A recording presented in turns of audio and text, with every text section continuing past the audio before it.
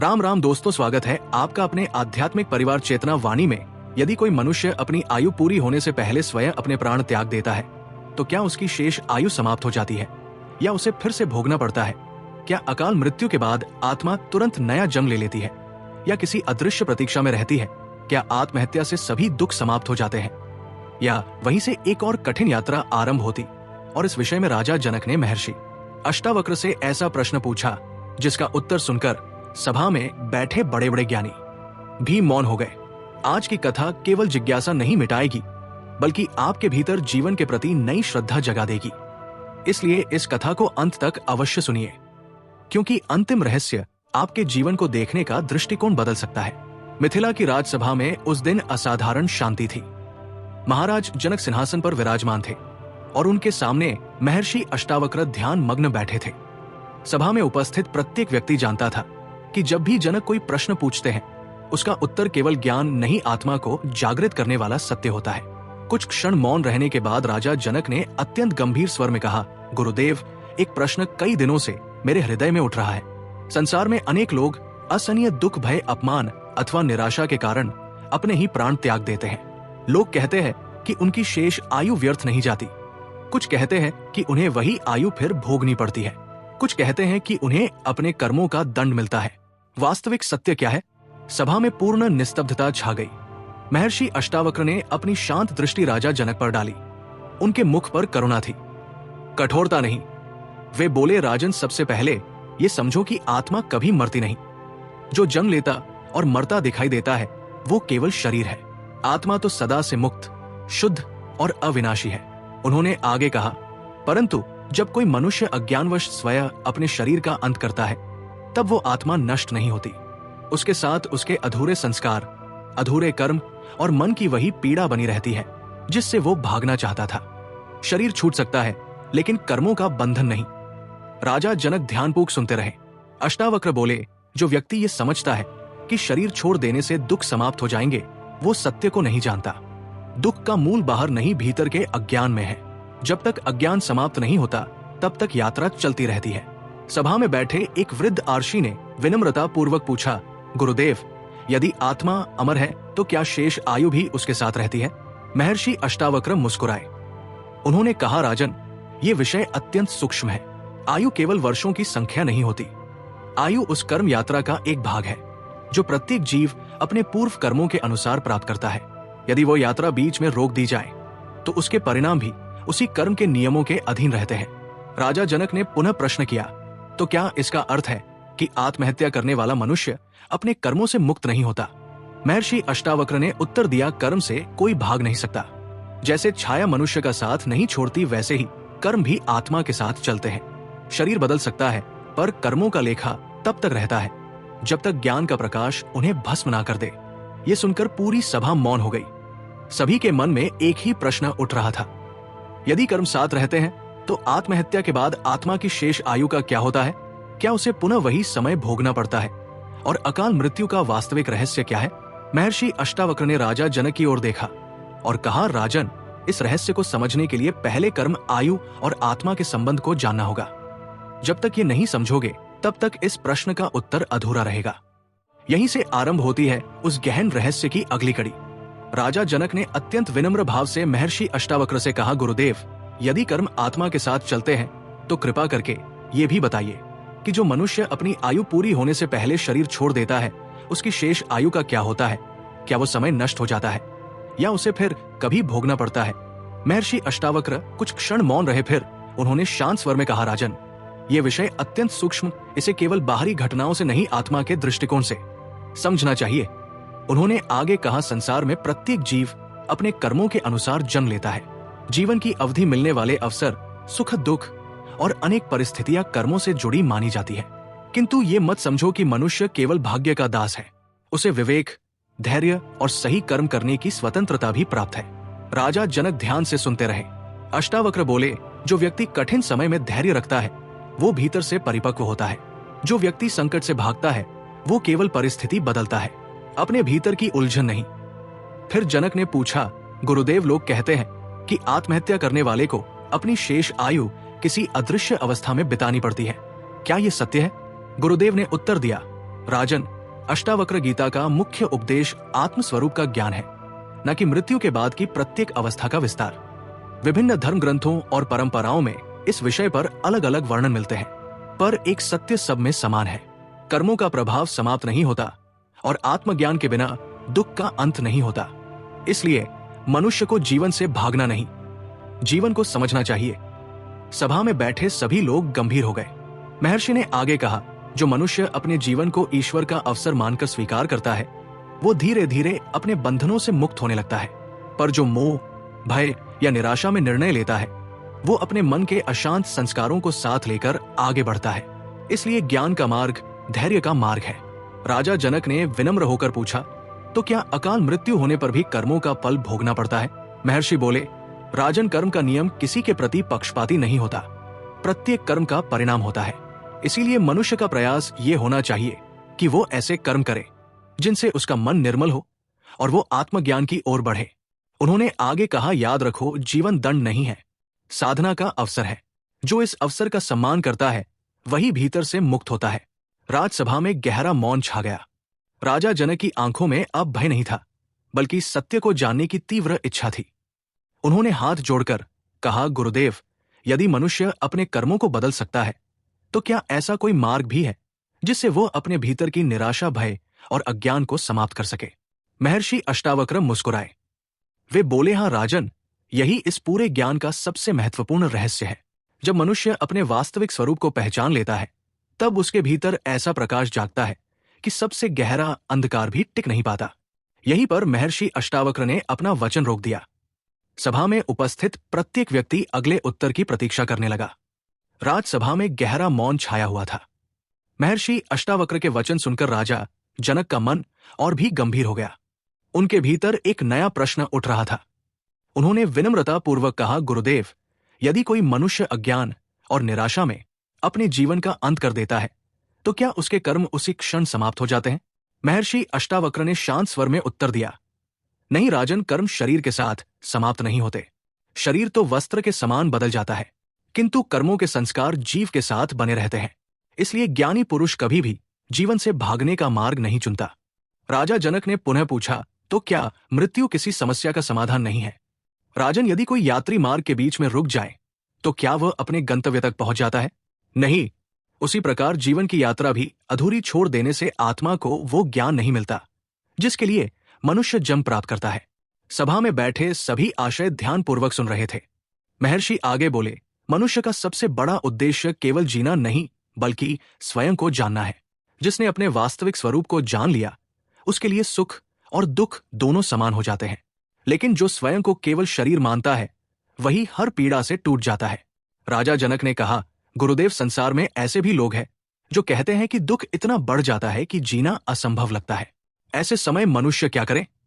महर्षि अष्टावक्र ने अत्यंत करुणा से उत्तर दिया, ऐसे समय मनुष्य को निर्णय नहीं, धैर्य चुनना चाहिए। मन की अवस्था सदा बदलती रहती है। जो पीड़ा आज असहनीय लगती है, वही समय के साथ ज्ञान का द्वार भी बन सकती है। इसलिए किसी एक क्षण के अंधकार को पूरे जीवन का सत्य मत मानो। उन्होंने आगे कहा, जब मन अशांत हो, तब अपने भीतर के साक्षी को पहचानो। तुम वो नहीं हो जो दुखी है, तुम वो हो जो उस दुख को देख रहा है। यही अष्टावक्र का ज्ञान है। राजा जनक ने विस्मित होकर पूछा, क्या यही आत्मज्ञान मनुष्य को भय से मुक्त करता है? महर्षि बोले, हाँ राजन, जिस दिन मनुष्य ये अनुभव कर लेता है कि वो शुद्ध, अविनाशी और चैतन्य आत्मा है, उसी दिन मृत्यु का भय कमजोर पड़ने लगता है। तब वो जीवन को बोझ नहीं, ईश्वर का अमूल्य अवसर मानता है। सभा में बैठे सभी विद्वानों के हृदय में गहरी शांति उतरने लगी। किंतु राजा जनक के मन में अभी भी एक रहस्य शेष था। उन्होंने हाथ जोड़कर पूछा, गुरुदेव, यदि आत्मा अमर है और कर्म उसके साथ चलते हैं, तो मृत्यु के तुरंत बाद उस जीव की क्या अवस्था होती है? क्या उसे तुरंत नया जन्म मिल जाता है, या उसके आगे कोई और रहस्य छिपा है? महर्षि अष्टावक्र ने अपनी आंखें बंद कर ली। कुछ क्षणों तक पूरी सभा में ऐसा मौन छा गया मानो स्वयं समय भी ठहर गया हो। फिर उन्होंने धीरे से कहा, राजन, इस प्रश्न का उत्तर अत्यंत गूढ़ है। इसे सुनने के लिए केवल कान नहीं, निर्मल हृदय चाहिए। राजा जनक ने अत्यंत गंभीर स्वर में पूछा, गुरुदेव, जब मनुष्य शरीर छोड़ देता है, तब सबसे पहले उसके साथ क्या होता है? महर्षि अष्टावक्र ने शांत दृष्टि से पूरी सभा की ओर देखा और बोले, राजन, पहले ये जानो कि शरीर का अंत आत्मा का अंत नहीं है। जो स्वयं को शरीर मानता है वही मृत्यु से भयभीत होता है। जिसने अपने वास्तविक स्वरूप को जान लिया उसके लिए मृत्यु केवल परिवर्तन है, विनाश नहीं। राजा जनक ने फिर पूछा, लेकिन गुरुदेव, जो व्यक्ति अज्ञान में शरीर त्याग देता है उसकी पहली अनुभूति कैसी होती है? राजा, मनुष्य अपने साथ धन नहीं ले जाता, परिवार नहीं ले जाता, पद नहीं ले जाता।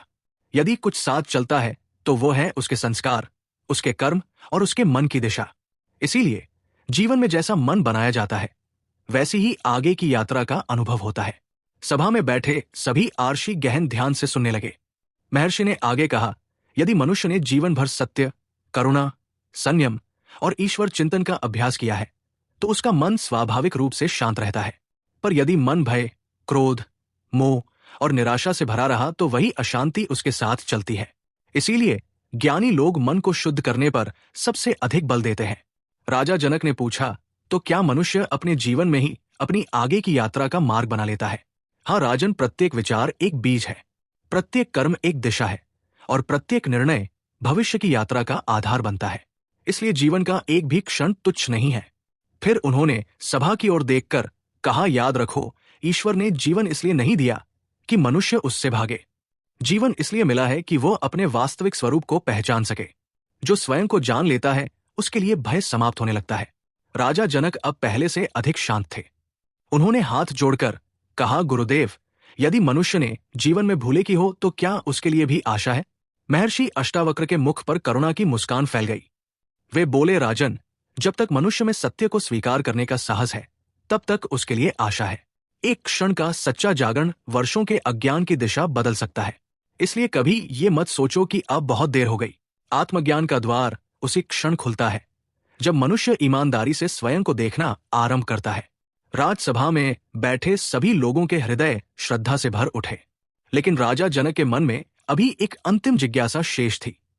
उन्होंने विनम्र स्वर में पूछा, गुरुदेव, यदि कोई मनुष्य जीवन में बहुत बड़े पाप कर चुका हो तो क्या उसके लिए भी मुक्ति का मार्ग खुला रहता है या उसके कर्म ही उसका अंतिम भाग्य बन जाते हैं?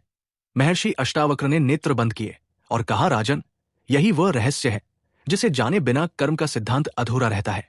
अगले भाग में मैं बताऊंगा कि पाप, प्रायश्चित और आत्मज्ञान का आपस में क्या संबंध है और क्यों केवल ज्ञान ही मनुष्य को वास्तविक स्वतंत्रता देता है। राजसभा में अद्भुत शांति थी। दीपक की लौ स्थिर थी और सभी की दृष्टि महर्षि अष्टावक्र पर टिकी हुई थी। राजा जनक ने हाथ जोड़कर पूछा, गुरुदेव, यदि कोई मनुष्य अज्ञानवश बड़े पाप कर बैठा हो या जीवन से निराश होकर ऐसा कर्म कर दे जिससे उसका और दूसरों का दुख बढ़ जाए तो क्या उसके लिए मुक्ति का कोई मार्ग शेष रहता है? महर्षि अष्टावक्र ने करुणा से भरी दृष्टि जनक की ओर उठाई और बोले, राजन, ये संसार न्याय से चलता है, पर केवल न्याय से नहीं, ज्ञान से भी कर्म का फल अवश्य मिलता है। पर आत्मज्ञान मनुष्य के भीतर ऐसा परिवर्तन ला सकता है कि उसका जीवन नई दिशा पकड़ ले। सभा में बैठे सभी मुनि ध्यान मग्न होकर सुनने लगे। गुरुदेव आगे बोले, याद रखो, पाप केवल किसी कर्म का नाम नहीं है। सबसे बड़ा पाप अपने वास्तविक स्वरूप को भूल जाना है। जब मनुष्य स्वयं को केवल शरीर मान लेता है तब भय, लोभ, क्रोध और मोह उसके निर्णयों पर अधिकार कर लेते हैं। राजा जनक ने पूछा, तो क्या केवल पश्चाताप ही पर्याप्त है? साधु ने सिर हिलाया, नहीं राजन, केवल दुख मनाने से परिवर्तन नहीं होता। सच्चा पश्चाताप वो है जो मनुष्य को भीतर से बदल दे। जब वो अपने दोष को स्वीकार करे, उसे दोहराने का संकल्प छोड़ दे और सत्य के मार्ग पर चलना आरंभ करे, तभी उसके जीवन में वास्तविक परिवर्तन आता है। फिर महर्षि ने एक सुंदर उपमा दी। यदि एक दर्पण वर्षों तक धूल से ढका रहे तो क्या उसमें प्रकाश दिखाई देगा? नहीं, पर जैसे ही धूल हटती है वही दर्पण चमक उठता है। आत्मा भी सदैव निर्मल है, धूल केवल अज्ञान की है। सभा में बैठे अनेक विद्वानों की आंखें नम हो गई। राजा जनक ने गंभीर स्वर में पूछा, गुरुदेव, यदि किसी व्यक्ति ने जीवन में अनेक भूले की हो तो क्या वह इस जन्म में ही अपने जीवन को बदल सकता है? राजन, एक दीपक 1000 वर्षों का अंधकार नहीं गिनता, वो केवल जलता है और अंधकार हटने लगता है। उसी प्रकार जब मनुष्य के भीतर ज्ञान का दीप प्रज्वलित होता है तो उसके जीवन की दिशा बदल जाती है। इसीलिए किसी भी क्षण सत्य की ओर लौटना व्यर्थ नहीं होता। कुछ क्षणों के मौन के बाद महर्षि ने सभा की ओर देखते हुए कहा, जीवन का सम्मान करो। जो समय तुम्हें मिला है वही सबसे बड़ा अवसर है। दुख आएंगे, परीक्षाएं आएंगी, लेकिन जो धैर्य और विवेक को नहीं छोड़ता वही अंततः अपने भीतर के प्रकाश को पा लेता है। राजा जनक ने श्रद्धा से अपना मस्तक झुका दिया, लेकिन उनके हृदय में अब भी एक गहरा प्रश्न शेष था। उन्होंने कहा, गुरुदेव, यदि किसी परिवार में अकाल मृत्यु होती है तो पीछे रह जाने वाले लोगों को उस घटना को किस दृष्टि से देखना चाहिए? शोक में डूबे मन को शांति कैसे मिले? महर्षि अष्टावक्र ने गहरी सांस ली और बोले, राजन, यही वह प्रश्न है जो हर युग में मनुष्य को विचलित करता है। अगले भाग में मैं बताऊंगा कि शोक को ज्ञान में कैसे बदला जाए और क्यों आत्मा के सत्य को जानने वाला व्यक्ति सबसे कठिन वियोग में भीतर से स्थिर रह सकता है। राजसभा में गहरा मौन था। राजा जनक का प्रश्न केवल उनका अपना नहीं था, बल्कि प्रत्येक उस मनुष्य का था जिसने अपने किसी प्रिय को खोया था। राजा जनक ने विनम्रता से पूछा, गुरुदेव, जब किसी परिवार में अकाल मृत्यु होती है तब पीछे रह जाने वाले लोग शोक में डूब जाते हैं, उनका मन टूट जाता है। ऐसे समय उन्हें क्या करना चाहिए? महर्षि अष्टावक्र ने अत्यंत करुणा से कहा, राजन, शोक प्रेम का स्वाभाविक भाव है, उसे दबाना नहीं चाहिए, पर उसमें डूब जाना भी उचित नहीं। जो चला गया उसके लिए आंसू बहाना सहज है, किंतु उस शोक में अपना संपूर्ण जीवन खो देना ज्ञान नहीं है। सभा में बैठे सभी लोग ध्यानपूर्वक सुनने लगे। मनुष्य इस संसार में अतिथि बनकर आता है। कोई पहले आता है, कोई बाद में, कोई पहले चला जाता है, कोई बाद में, पर आत्मा न कभी जन्म लेती है और न कभी नष्ट होती है। बदलता केवल शरीर है। राजा जनक ने पूछा, लेकिन गुरुदेव, जब किसी अपने का साथ छूट जाता है तब मन बार बार उसी की स्मृतियों में भटकता रहता है, उस पीड़ा से कैसे बाहर निकला जाए? महर्षि ने उत्तर दिया, राजन, स्मृतियों को मिटाने का प्रयास मत करो, उन्हें प्रार्थना में बदल दो। जो प्रेम था उसे करुणा बना दो, जो आंसू है उन्हें ईश्वर के चरणों में समर्पित कर दो। तब वही शोक धीरे धीरे मन को निर्मल करने लगेगा। उन्होंने आगे कहा, जो व्यक्ति चला गया उसके लिए सबसे बड़ा सम्मान ये नहीं कि हम जीवन भर केवल रोते रहें। सबसे बड़ा सम्मान यह है कि हम उसके नाम पर सत्य, सेवा, दया और सदाचार का जीवन जिए। यही जीवितों का धर्म है। सभा में बैठे एक वृद्ध आर्षी ने पूछा, गुरुदेव, क्या शोक मनुष्य को ईश्वर से दूर करता है? महर्षि मुस्कुराए। यदि शोक मनुष्य को शिकायत की ओर ले जाए तो वो उसे दूर कर देता है, लेकिन यदि वही शोक उसे सत्य की खोज की ओर ले जाए तो वही शोक उसके जीवन का सबसे बड़ा गुरु बन जाता है। राजा जनक की आंखें नम थी, पर उनमें अब निराशा नहीं थी। उन्होंने कहा, गुरुदेव, अब मैं समझने लगा हूं कि मृत्यु का भय अज्ञान से उत्पन्न होता है और आत्मा का ज्ञान ही वास्तविक शांति देता है। महर्षि अष्टावक्र ने प्रसन्न होकर कहा, राजन, यही समझ जीवन का अमृत है। जिसने आत्मा को जान लिया वो किसी से द्वेष नहीं करता, किसी से भय नहीं करता और किसी भी परिस्थिति में आशा नहीं छोड़ता। कुछ क्षण बाद उन्होंने पूरी सभा की ओर देखा और कहा, याद रखो, जीवन का प्रत्येक क्षण अमूल्य है। जो समय तुम्हें मिला है उसका उपयोग आत्मज्ञान, सेवा, सत्य और प्रेम में करो। यही मनुष्य जन की सबसे बड़ी सफलता है। सभा में उपस्थित सभी लोग श्रद्धा से भर उठे, किंतु राजा जनक के हृदय में एक अंतिम और सबसे गढ़ प्रश्न अभी गला साफ करने की आवाज भी शेष था।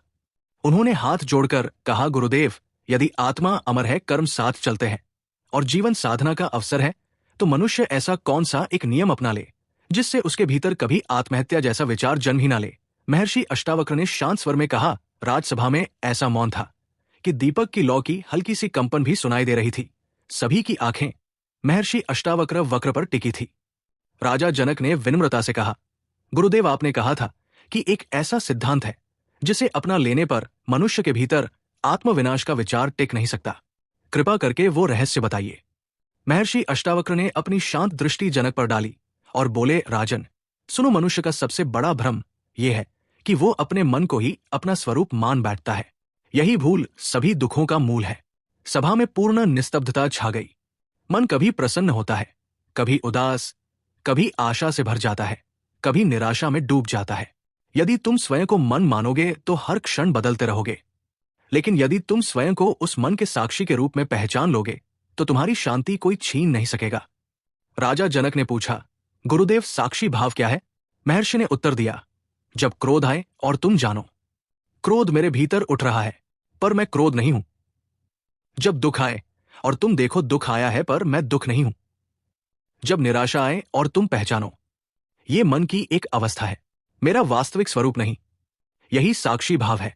सभा में बैठे सभी ऋषियों के मुख पर अद्भुत तेज झलकने लगा। राजन, जिस क्षण मनुष्य अपने विचारों का दास बन जाता है उसी क्षण वो कमजोर हो जाता है। लेकिन जिस क्षण वो विचारों का साक्षी बन जाता है, उसी क्षण उसके भीतर स्वतंत्रता का जन्म होता है। राजा जनक ने कहा, तो क्या सबसे अंधकारमय विचार भी स्थायी नहीं होते? नहीं राजन, जैसे घने बादल भी अंततः हट जाते हैं, वैसे ही मन की सबसे कठिन अवस्था भी बदल जाती है। इसलिए किसी क्षणिक निराशा को जीवन का अंतिम सत्य मत मानो। धैर्य रखो, सत्य का स्मरण करो और अपने भीतर के प्रकाश पर विश्वास रखो। फिर महर्षि ने सभा की ओर देखकर कहा, जीवन ईश्वर का दिया हुआ अवसर है, इसे व्यर्थ मत जाने दो। अपने मन को सत्य, करुणा, सेवा और आत्मचिंतन में लगाओ। यही वो मार्ग है जो भीतर की शांति तक पहुंचाता है। राजा जनक की आंखों से कृतज्ञता के आंसू बहने लगे।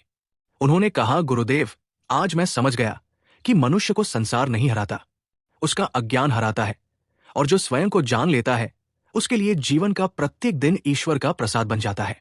महर्षि अष्टावक्र ने आशीर्वाद देते हुए कहा, राजन, यही आत्मज्ञान का आरंभ है।